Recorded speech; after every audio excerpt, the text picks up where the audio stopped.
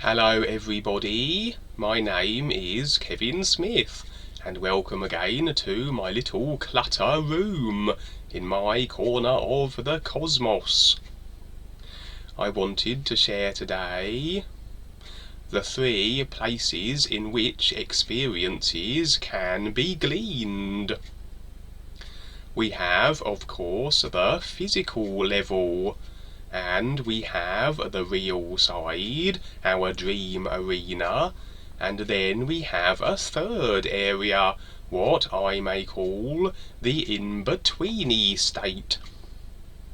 Life and the universal guides are always seeking to demonstrate and show us something, to provide us with experiences that, if we view them with objectivity and detached disinterest, we will be able to ascertain what the experiences are demonstrating.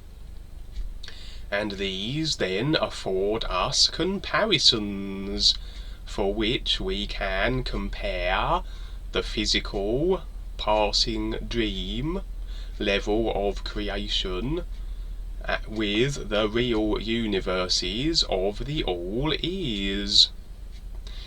In order to best benefit from the experiences we encounter, we need to view them objectively. It is through our objective viewing, being the detached, disinterested view, that we can best glean the information that the experiences are seeking to provide.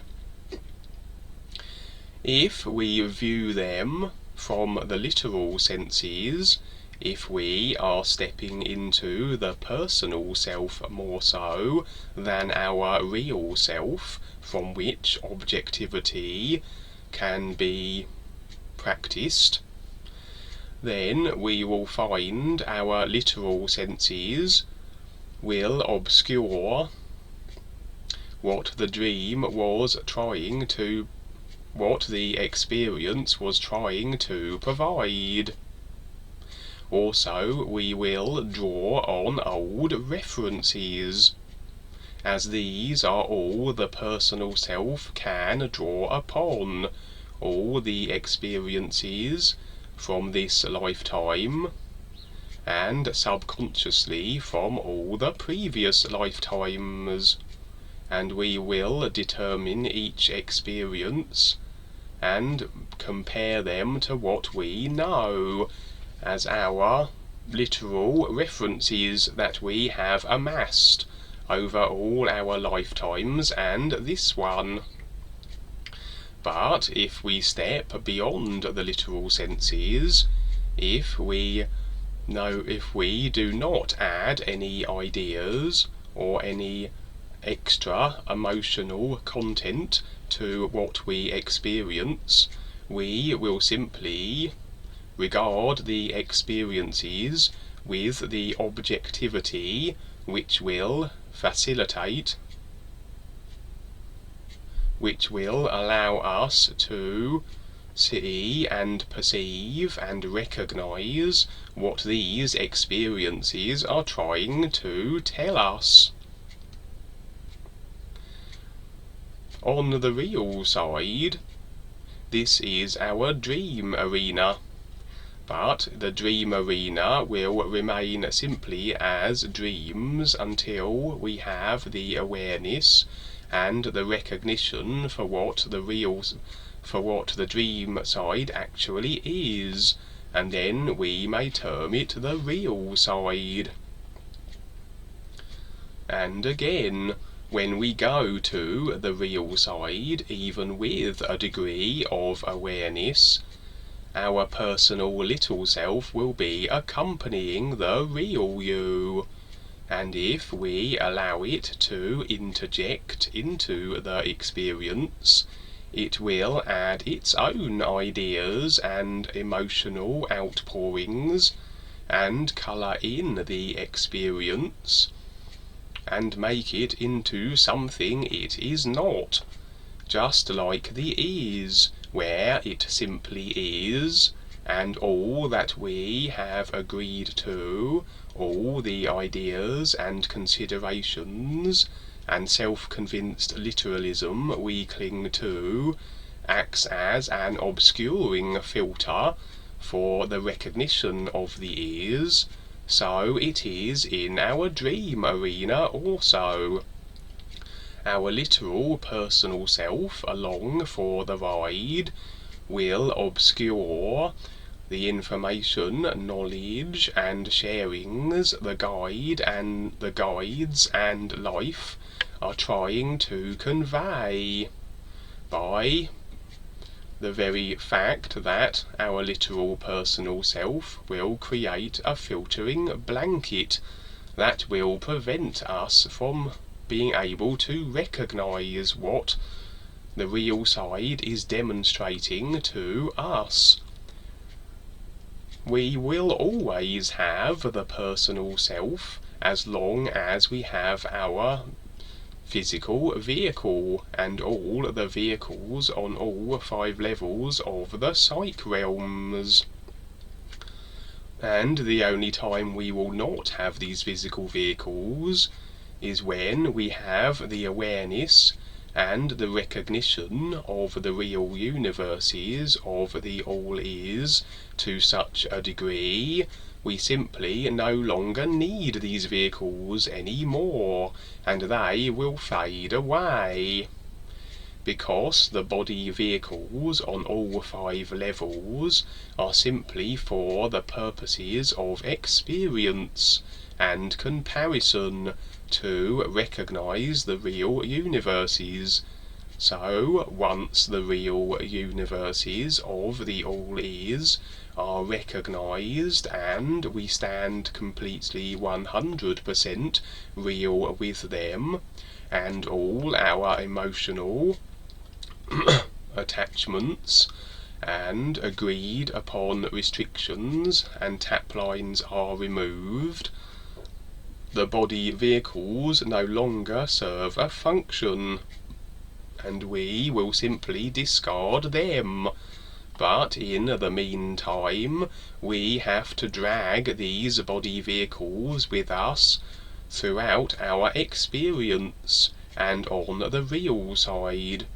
And yes, they can be troublesome as they interject and interfere, and very often on the real side, if we do allow them to interject themselves too readily into the experience, we will not only be unable to recognize as effectively what the experience is demonstrating, because we are no longer in our real self objective viewing and have moved more so into the personal self, and therefore the filters of literalism are blocking our ability to perceive and recognize them, the experiences.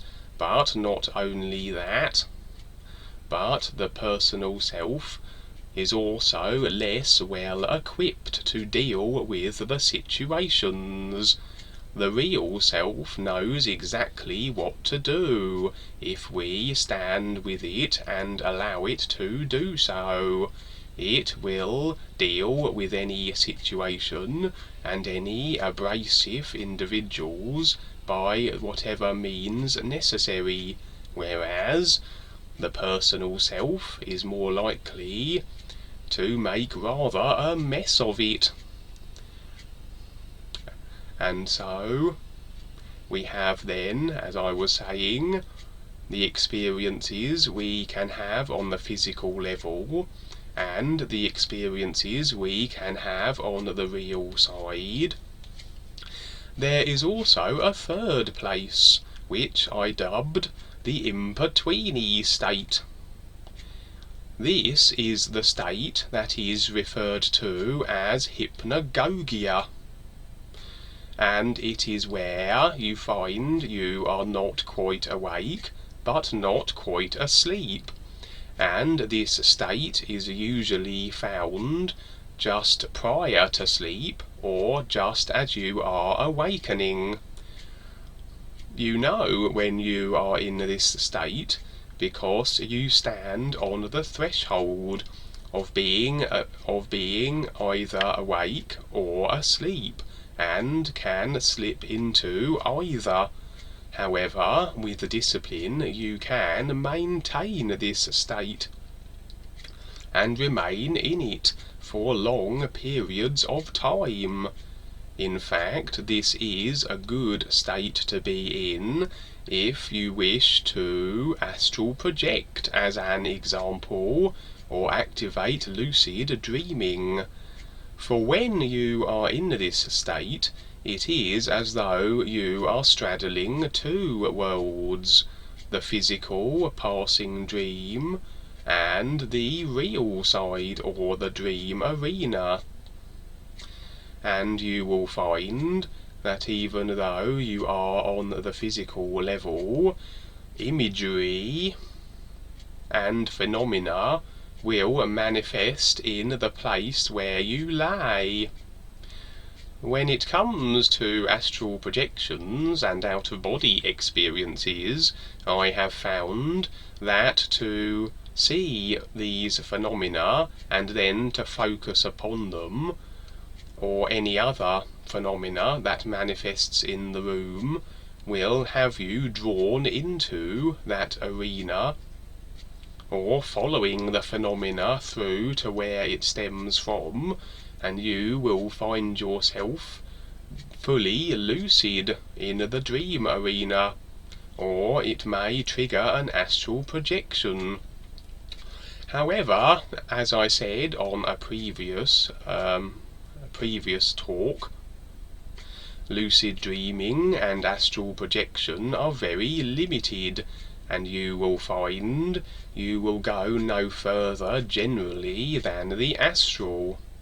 When it comes to real side experiences, you are potentially able to go all over creation, any dimension, lifetime, and beyond creation into the real universes.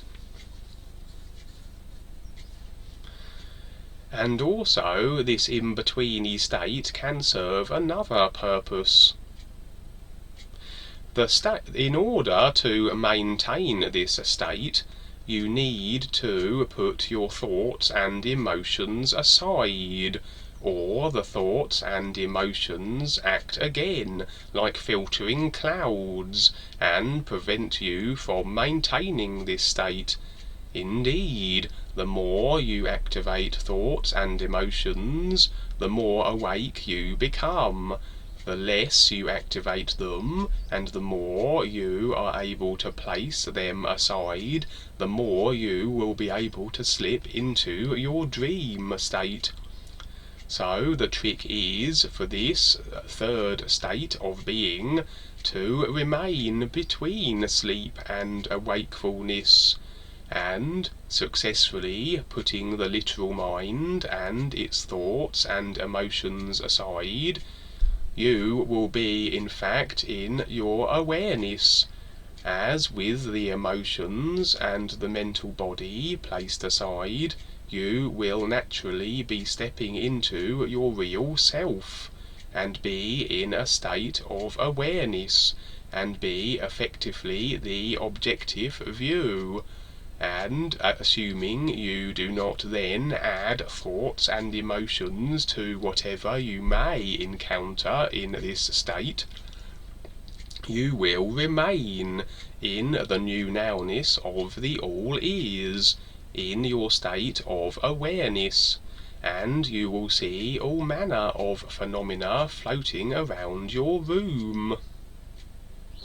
I have seen all manner of things in this state.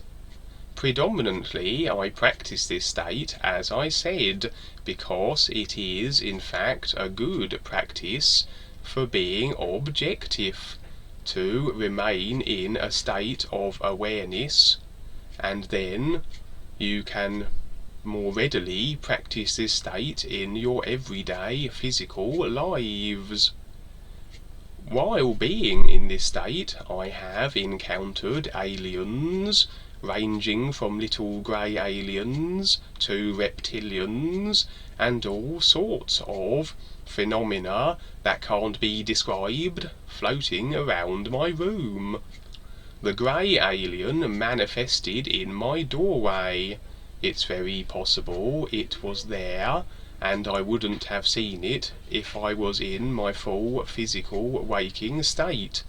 But in this in-between state, stepping into my real awareness, and being between wakefulness and sleep, I was able to perceive far more than the physical level, and this little grey alien was quite visible to my now far more aware senses, as my physical senses were not the only things I was leaning to.